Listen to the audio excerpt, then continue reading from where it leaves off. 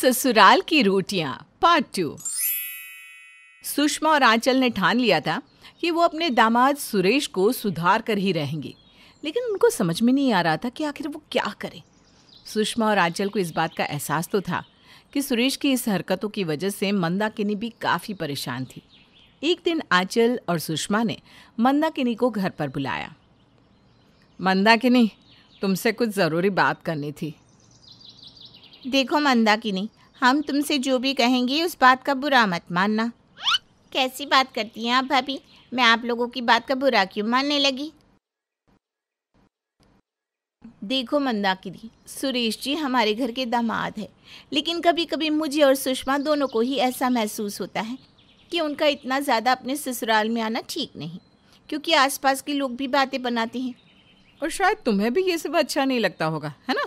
क्योंकि मैंने कई बार इस बात से तुम्हें भी परेशान होते देखा है। भाभी, अच्छा हुआ आप दोनों इस बात को समझ गए। मुझे समझ में नहीं आ रहा था कि कैसे आपसे ये बात कहूँ। अरे हम जानते थे मंदाकिनी, इसलिए तो ये सब कह रहे हैं। देखो, हम चाहते हैं कि तुम्हारे और दामाद जी के बीच कोई मन मुटाव ना रहे, इसलिए हम सबको मिलकर कुछ ऐसा करना होगा कि ये सब काबू में आ जाए। लेकिन कैसे भाभी? मेरे पास ना एक आइडिया है। दामाद जी को ससुराल की रोटियां तोड़ने का कुछ ज़्यादा ही शौक है ना। कैसा हो अगर ससुराल की रोटियों में स्वाद ही ना रहे? तो क्या आप जानबूझकर बेस्वाद खाना बनाएंगी? अब ये तो करना ही पड़ेगा ना। आपको लगता है इससे कुछ होगा? अरे ज़रूर होगा। आप बस हमें ये बता दीजिए कि दामाद जी को क्या खाना पसंद नहीं है। अरे सब्जी में टमाटर डाल दो या कटहल की सब्जी बना दो, और कुछ ना हो तो हल्का सा नमक ज़्यादा कर दो, फिर देखो वो कैसे खाना छोड़ते हैं। ठीक है, फिर वही ट्राई करके देखते हैं।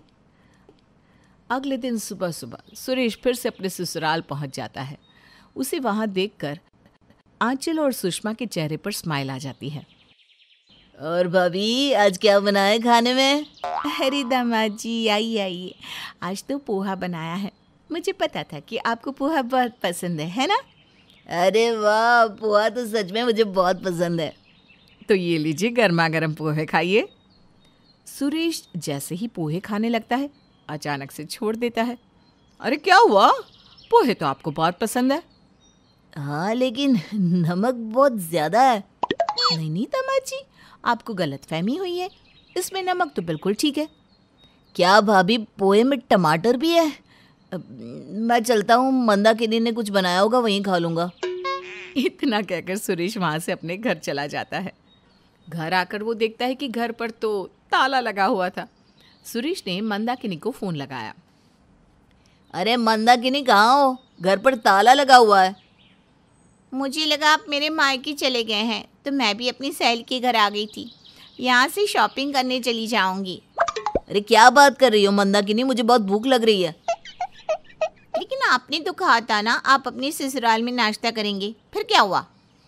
अरे आंचल और सुषमा भाभी ने पोहे तो बनाए थे, लेकिन एक तो उसमें नमक ज़्यादा था और दूसरा टमाटर डाल दिया। अब तुम बताओ मैं कैसे खाता? ओहो, ये तो बहुत बड़ी प्रॉब्लम हो गई। अब आप क्या करेंगे? मैंने तो आपके लिए नाश्ता बनाया ही नहीं। मुझे लगा आप तो अपने ससुराल में ही नाश्ता खाएंगे। अरे नहीं, भूख के मारे मेरी जान निकल रही है। एक काम करो, आप लंच करने वहीं चले जाना, तब तक अपना ऑफिस का काम कर लो।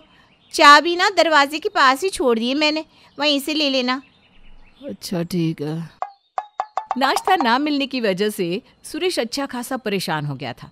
जैसे तैसे करके उसने टाइम निकाला और लंच का टाइम होते ही वो फिर से अपने ससुराल जा पहुंचा। आंचल और सुषमा ने टीवी पर घर जमाई मूवी लगा रखी थी। जैसे ही सुरेश घर में आया, आंचल और सुषमा उसके पास स्माइल करते हुए आई। अरे आइए आइए दामाद जी, देखिए ना कितनी अच्छी मूवी है। अरे भाभी, मूवी बाद में देखेंगे, पहले आप खाना खिला दो। हाँ हाँ दामाद जी, आज तो आपने ठीक से नाश्ता भी नहीं किया था। तभी तो बड़े जोर की भूख लगी है।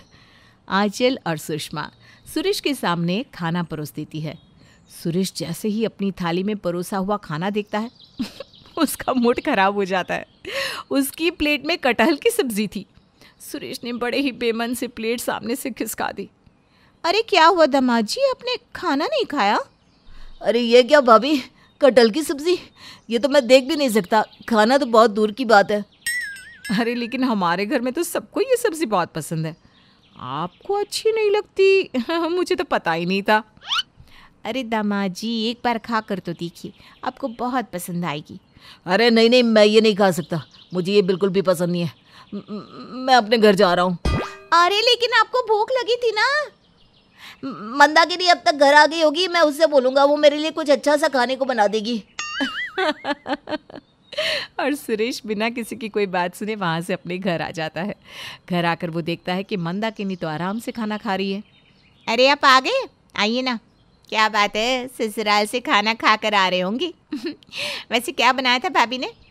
अच्छा जानती हूँ, जो भी बनाया होगा अच्छा ही होगा। अरे अपनी ही बोलती जा रही हो, जरा मेरी बात भी तो सुन लो। तुम्हारी भाभी ने कटहल की सब्जी बना दी। अब तुम तो जानती हो कटहल देखकर मुझे कुछ होने लगता है। अरे रे रे रे, ये तो बहुत ही बुरा हुआ।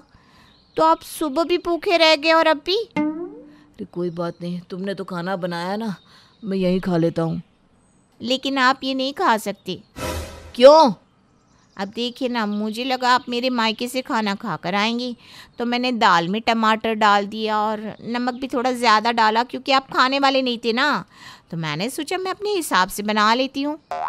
भगवान, भूख के मारे मेरी जान निकली जा रही है। अरे आप आधा घंटा रुक जाइए, मैं आपके लिए आपकी पसंद का खाना बना देती हूँ। आधा घंटा? लेकिन क्यों? अरे क्योंकि खाना बनाने में आधा घंटा तो लग ही जाता है ना। तभी दरवाजे की घंटी बजती है। सुरेश दरवाज़ा खोल के देखता है तो सामने आंचल खड़ी थी और हाथ में था टिफ़िन। अरे मंदाकिनी, रहने तो, तुम्हें कुछ बनाने की ज़रूरत नहीं है, मेरे ससुराल से मेरे लिए खाना आ चुका है। अच्छा ठीक है। खाना देने के बाद आंचल वहाँ से चली जाती है। मंदाकिनी घर के कामों में बिजी हो जाती है। सुरेश खुश होकर टिफ़िन खोलता है और उसमें अपनी पसंद की एग भुर्जी देखकर खुश हो जाता है। वो जल्दी से जैसे ही अपना हाथ आगे बढ़ाता है, मंदाकिनी आ जाती है। ये आप क्या कर रहे हैं? अरे क्या कर रहा हूँ क्या? मतलब मेरी पसंद की एग भुर्जी आई है तो वो खा रहा हूँ। सुबह से भूखा हूँ मैं। अरे सुरेश जी, आज मंगलवार है, आप एग भुर्जी नहीं खा सकते। हे भगवान, ससुराल की रोटियां तो आज मुझ पर भारी पड़ गई। सुबह से भूखा हूँ, अब क्या करूँ? मंदाकिनी ने सुरेश को उसकी पसंद का खाना भी बनाकर खिलाया और साथ में ये भी समझा दिया कि अपने घर से बढ़कर कुछ नहीं होता। ससुराल की रोटियों से ज़िंदगी नहीं चल सकती। सुरेश को समझ में आ गया कि रोज़ रोज़ अपने ससुराल जाकर खाना खाना अच्छा नहीं था।